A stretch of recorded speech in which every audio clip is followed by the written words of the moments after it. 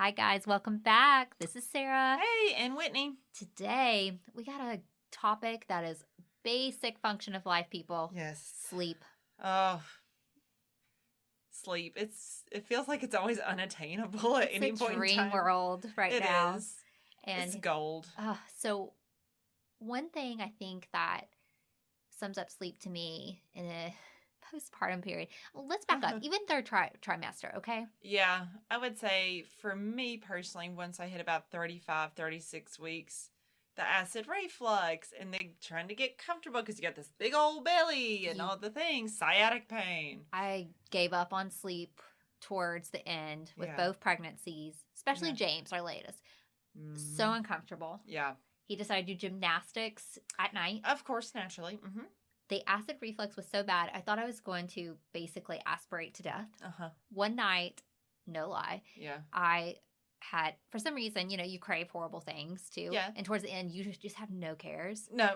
So I ate like this. I was like, we're going to go get Mexican, and probably Yes. ate like my weight in chips and salsa. Nice. And then so bad one night, I literally reached over to Bill and I was like, I couldn't speak. And I was like, this is how I die. Like, this is how I'm going down. So then I literally had to like get up and put 15 pillows behind me in between my legs. And I was just crying. I'm like, I need sleep because I knew what postpartum period was coming. And I was like, this is so unfair. Yeah. Like, why do I have to struggle now and then? But sleep is one of those things I just don't think people realize how not getting that is going to impact you. It's huge. It's a basic function. Okay. Breathing, water, sleep. If you have your hierarchy of needs, that's the first. Oh, yeah. But it's foundational. But us as moms, I always hate it when people are like, you'll sleep when they're older.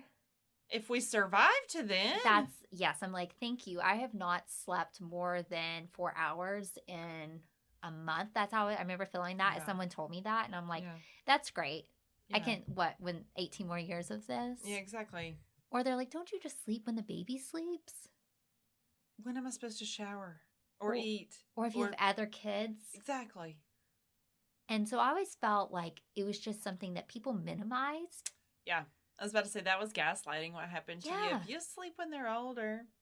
Or it's almost just like, I experienced it. Oh, you can do it too. That whole like just mentality of like. It's a rite of passage and it shouldn't have to be. No, because the sleep deprivation. It's detrimental. So I feel like there's a lot of focus on babies' sleep and nap schedules. Right. And part of that is founded in it helps their brain development. I agree with that. Yeah. Wholeheartedly. Sleep helps your babies, your children, regardless of infancy, but it helps their brains grow and develop. Right. So why on earth would we think that as adults we should have to suffer without sleep? Because that's what we do in the newborn stage. Yeah. And my youngest is almost 2 years old, and I'm pretty sure I can count on like two hands how many times she's actually slept through the night. Yeah. She's not my sleeper. Yeah. She's just not. And some kids, some babies, I have friends who there seem to be natural sleepers. Yeah. And they really didn't have to do too much. That was my oldest. She was the unicorn. Yeah. And then, I thought I could do the same thing with my youngest. Oh, and turns out that didn't work. No, the youngest one comes in hot. I'm telling you. They do. They're very tenacious. Yeah. Makes you wonder sometimes. You're like, ooh, okay. Yeah. Buckle up. Yeah. I have to say, I'm not necessarily looking forward to the teen years with her. No. I don't know if, James, he just turned 1, and I'm like, I don't know if I'm going to survive his toddlerhood. I'm so sorry. Yeah. He's a while, but back to sleep. Thankful of him. Yeah. I didn't recognize this before, but with sleep deprivation, it made me rageful. Oh yeah. And I was like, why does this upset me so much now? But because I was not getting REM sleep. So REM sleep is that nice, that deep sleep that's restorative. Dreaming. Which your body heals itself during it, which, we just gave birth. Yep. Whichever way you did it, your body needs to heal. Well, and we're not just recovering from delivery, we're recovering from a pregnancy. Growing a human. It's a lot. I mean, we formed every organ in there. Yep. We did it all. Mm-hmm. And whichever way you're going about it, if you're breastfeeding, formula feeding, you're getting up constantly to feed. And especially, I remember breastfeeding with Will, which I did the longest, and with James. For my own, he had a dairy allergy, plus just for my own mental health, we cut it short. Yeah, I don't blame you. You got to do what you got to do. Recognized from going down there. Yep, boundaries, personal boundaries. So, I was like trying to hydrate, but sleep, if you're not sleeping, you have a very hard time making milk. Yes. It's a correlation. Mm-hmm. And I didn't also realize with sleep that you almost function as if you're drunk or drowsy. Oh, yeah. There was a huge study, and I forget how many car crashes, and it was due to sleep-deprived parents. But here we are, expected to not sleep, get up, go to work, take your kid to the doctor, take your kid to school. Yeah. Keep these tiny humans and yourself alive. When you're not getting these basic needs met. Exactly. So what do you tell moms when they're like, I am not sleeping, how do I cope, what can I do? So part of it is I would figure out what is the root of not sleeping. So with my first, again, she was my unicorn sleeper. She was a great sleeper. Praise Jesus for that, because my second one just did not do it. But why I couldn't and wouldn't sleep with my first is because I had such postpartum anxiety about SIDS. Yeah.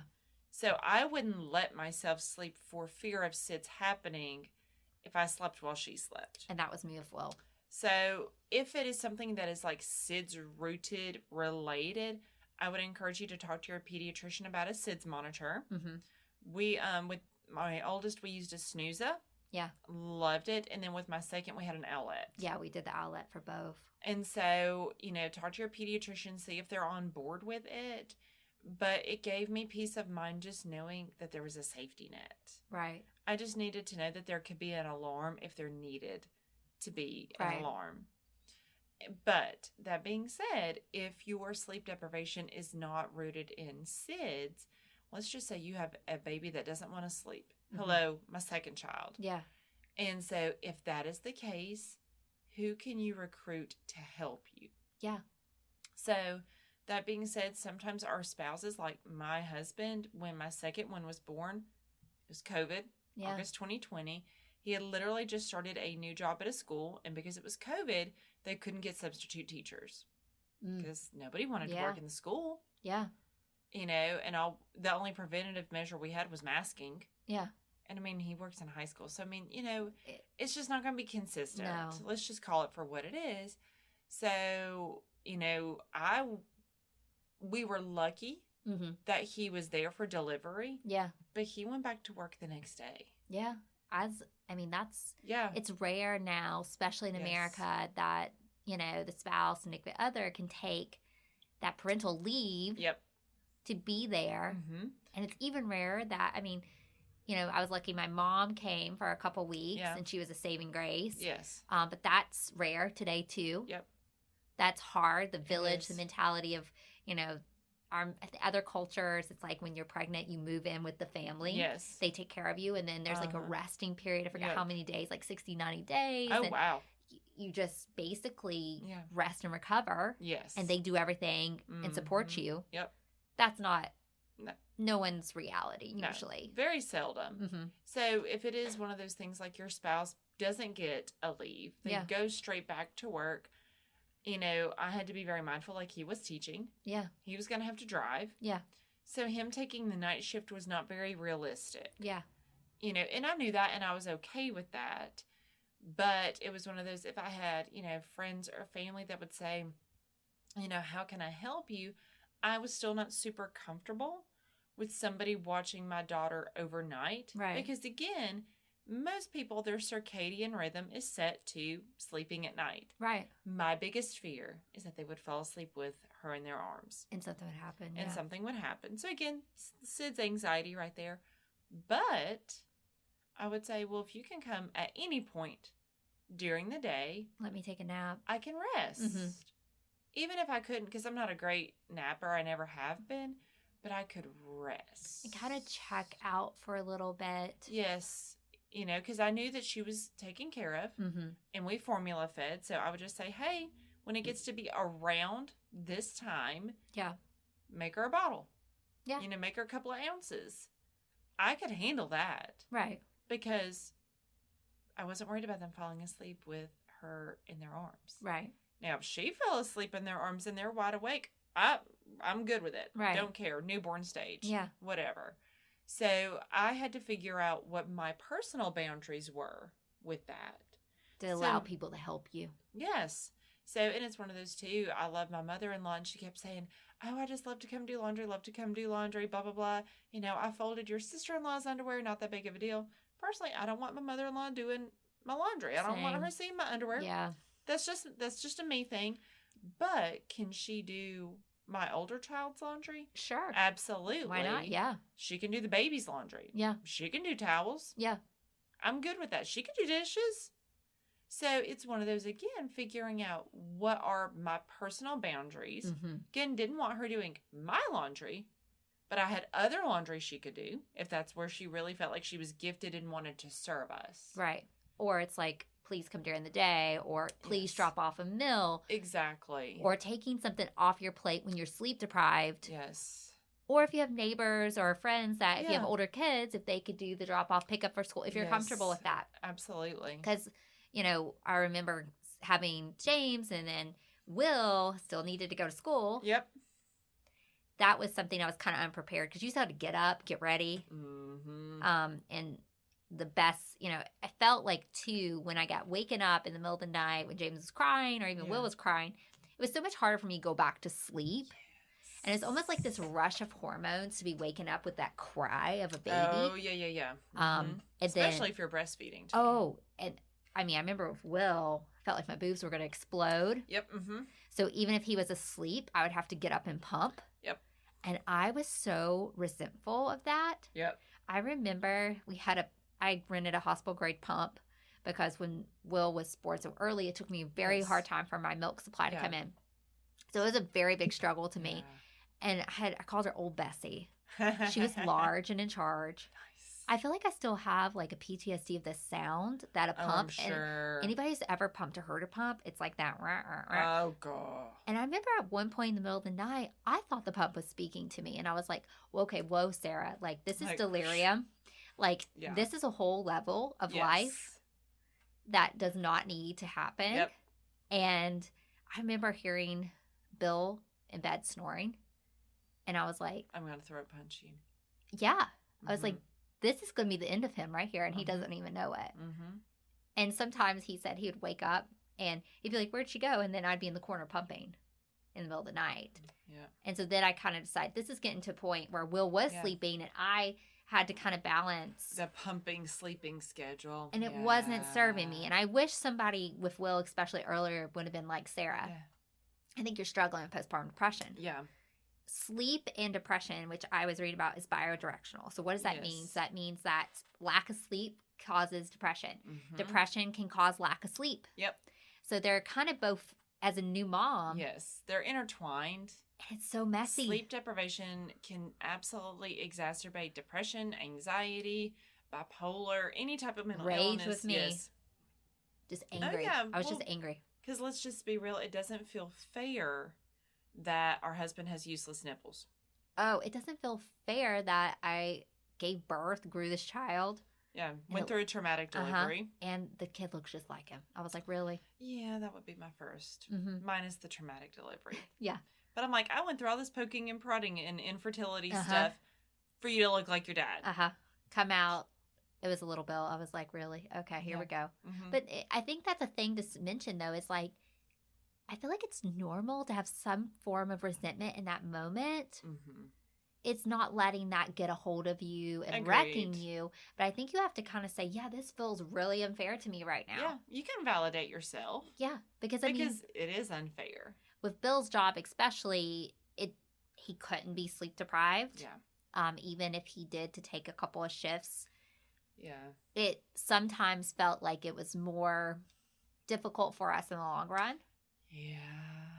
So, being open about it was easier if I actually moved to the guest bedroom with both of the boys. I did this and let him have that uninterrupted sleep because I was the one that was doing it anyway. So I just felt like even that walking from like our bedroom to the nursery. It's a lot.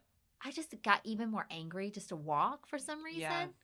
That was like, if I'm just right there with them, it's less. It's easier. I had the diaper station. Yep. If it was formula, I would have formula set up. If I was breastfeeding, it was that. But I think a lot of people don't want to say, it feels unfair. Yeah. I'm feeling resentful. Yeah. I'm getting angry about this. Yeah. Which I think is all super normal. We all feel that way. Oh, for sure. And then, especially if you're a working mom, knowing that you're up at 2 a.m. and you have to go to work the next day. Mm-hmm. Or if you're staying at home and you have other kids and you still have to function. Yeah. It feels really hard. A lot. Is there anything that you found that's helpful for moms that's struggling in that? And it's not postpartum depression. It's just that hard. Well, I think part of it is validate yourself. Mm-hmm. We're allowed to say that something is hard. Yeah. We're allowed to say that we're frustrated. That's not a bad thing. It doesn't feel good. Right. It does not feel good, but you are not wrong or doing wrong by feeling those things. Yeah. So validate yourself. If it's one of those, like with me, with my husband, because he worked in a school system, and it was COVID, so I knew he wasn't going to be able to take off work. Yeah. I also knew he really couldn't be sleep deprived. Same. Yeah. And I knew that I was taking 12 weeks off of work. So I also knew, because second go around, we just were a little bit more prepared. I already knew, okay, well, if she has a really rough night, we're not running errands. We're chilling. We're just going to be chill. We're going to stay at home. We might do a walk around the neighborhood. Yeah. But really, that was my highest expectation of myself. Right. But it was one of those too. I would tell him, okay, you're taking our older daughter to school. Yeah. I can't get up with her at 6 o'clock in the morning if I just went to bed at 4:30. Yeah. Because the other one was screaming and crying. The whole entire night. Yeah. Mm-hmm. So it was one of those, I had to delegate what I could. Yeah. And what he could handle too. If he's not waking up, or your spouse or partner's not in the middle of the night with you, giving them something that's helpful during the day. Yes. Or even, I feel like it took me with James, not with Will, for sure with Will. I just felt like I had to like put on this badge of armor just to like suffer through it. Mm-hmm. And with James, I was like, this is just not fair. So I had totally different kind of. Yes. Yeah, that second one really changes our perspective. Yeah. For sure. You know it's coming. Yeah. It's still really hard. Oh, yeah. And I think I I didn't expect Bill to fix it because I knew he couldn't take those night shifts. Exactly. But I had to let go. Once that was established, I had to let go of it because if I set unrealistic expectations, like one day he would just magically be like, I'll take the night shift, which never happened. No, exactly. I get even more upset and disappointed. Yeah. So just knowing, I think, having a clear expectation, have those hard conversations. Agree. Yeah. And say, it was one of those, how's it going to work? Yeah. Well, I can remember telling my husband, I'm like, I understand you can't take night shift. I get that. But I need you to take our older daughter to school. Mm-hmm. And when you get home in the afternoons, I would really like for you to take some time with our baby so that I can shower if it's been a rough day, or so I can go pick up our older daughter and have some one-on-one time with her. Yeah. Yeah. And so that's what we did when my second one was born. Because we unfortunately learned the hard way when my first one was born. Yeah. That sleep deprivation exacerbated his already existing depression. Yeah. And that's just something to be aware of, is your spouse, partner, whoever, they can also experience postpartum depression or anxiety. Absolutely. There's actually a huge study that just came out that was just showing that now we know moms take the brunt of it, and we're not saying it's equivalent, but we do know if your partner is suffering, that it impacts them. So even just like with postpartum depression, we're more prone to go to ER visits, more outpatient visits. We're trying to maybe, like I did this with Will, try to figure out if there's something wrong with him to make me feel better because I was so anxious, or maybe it's a cry for help and we don't even know we're doing that. Yeah. Spouses do that as well. Mm-hmm. They have more outpatient, more ER visits. Yeah. If your partner's not sleeping well, you're more likely not to sleep well. Yep. Relationship issues. Sleep deprivation is going to impact your relationship. Oh, heck yeah. If anybody says that you don't have some moments in that newborn phase, they're lying to you. Yeah, I was about to say they're a liar. So, because it's not, unless maybe picture perfect, maybe you have a night nurse, or you have, which I didn't even know was a thing until recently, but apparently it's a huge business, and I kind of see why. Yeah. That they take the night shifts for you. We weren't blessed enough to have that as an option. I was about to say, I didn't know that existed, and I'm a little unhappy that I didn't know that. They make a good living doing it, these night nurses. I'm sure they do. So if you are of that ability to pay for that or have an option, even if it's like once a week, geez. Sleep is worth a lot of money. Yeah, it is. And that's something, too, that now, if we were ever to have a third, which we're not, because Team No Uterus over here, thanks to baby James, taking he ensured he's the last baby. Yeah. That's another thing about him. He was like, I'm finalizing this. But what I also say is sometimes in the new moms, you have a lot of everything. Like, if you're going to be gifted all this stuff at showers, and if people are like, hey, what do you need? And you have night nurses and agency. A lot of times NICU nurses will do this. Oh, that would be a great person to have on hand. There was actually one of our babysitters. She was a NICU nurse. She did that for some families. I had no idea this until after we were through that stage. But I'm saying, ask your friends and family to throw in to do that. That would be a great gift. I mean, the gift of sleep. Your well-being, your health and mental health well-being. Or asking, like we said, a friend or a family member. My mom used to come and take some shifts, and I would count down the days until she would come. And it was just, getting more than 4 hours of sleep is magical. It is. So what we just want you guys to know is, if you're in the trenches of third trimester into, and sometimes it's not even just the newborn stage. Sometimes kids, they have a lot of sleep regressions. It's a long period. Yeah, it is. If you're feeling like it's getting heavy on you, that's to be expected. Short-tempered more, harder to concentrate. Yes. That mom brain, well, hello, are we sleeping? Probably not. Exactly. And what things we want you to know to do about it is being realistic with yourself. Yep. Healthy expectations. Asking for support, looking at resources. I know it sounds cheesy, but getting out if you can for a few more minutes in the morning, have a walk. It's good for baby too. Oh, yeah. Water, cutting out the caffeine in the afternoon. Yeah. I'm the worst person to do that. I was about to say, I feel like I need to take that, but I know it works. The whole bed is for sleep and sex. That whole, there's something to it, just not laying on your phone, looking at Instagram, scrolling, kind of making your bedroom cool, dark. Yeah. Whatever you can do to help yourself. A better sleep environment. Sleep or more hygiene. Conducive to sleep, Or even shutting it down mentally. I think moms, we have a really hard time. Like, we get in bed, we're like, oh my gosh, school pictures, or I didn't buy this. Because I feel like often we're the default, right? So we plan everything. Yeah. Does the kids have clothes? Oh, wait, is this due for work? Yep. Just almost like I do a mind dump before bed, and I know that helps me. So I can just sleep. And that's where I would encourage maybe a little voice journaling. Yeah. Just get it out. But I do feel like moms, we are always on, because guess what? We have the monitor. Oh, I see. Even now, James had like a little cough this week. And every time he would cough in the middle of the night, I would just be like, whoop, and just have to look at him. Yep. For sure. Or then with the toddler Will, I hear it and I'm like, is he climbing out? Is he roaming around? Then you have like the whole different fears when they're toddler. Is he going to come down and be at my bed in 2 seconds? Yeah. So I think it's just, no, it's not to be expected that, what is literally used for terrorism, interrogation, sleep deprivation is expected of moms. Yeah. It's not fair. It's not fair. We see you, we hear you, and we're saying prioritize your sleep, whatever that is. And utilize whatever resources you do have. Whether it's a spouse or partner, whether it's friends and family. Even if you have a friend that's like, hey, I can only come over for a couple of hours. Take it. I mean, yes, take it. And you may not even be able to get a nap in at that point, but you can at least kind of retreat a little bit. Watch a show, shower in peace. Shower, without worrying about the screaming baby.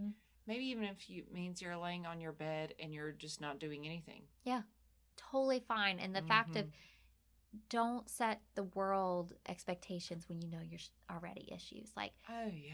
I felt like, especially the second time with Will, I had to go do all these special things with him, which I wanted to. Yes. But I was so tired. He would have been just as fine if we didn't do everything to make, I think I was trying to overcompensate the fact that I was like, oh my gosh, I've just wrecked his world. Yeah. Kids are super resilient. They are. And just especially when they're younger like that. He would have been totally fine. Yeah. He'd been fine. It's just I needed to rest and recover more, but I put too much pressure on myself. Yeah. So moms, we're here for you. That's right. Get that sleep. As always, we'll talk to you next time. Bye. Bye.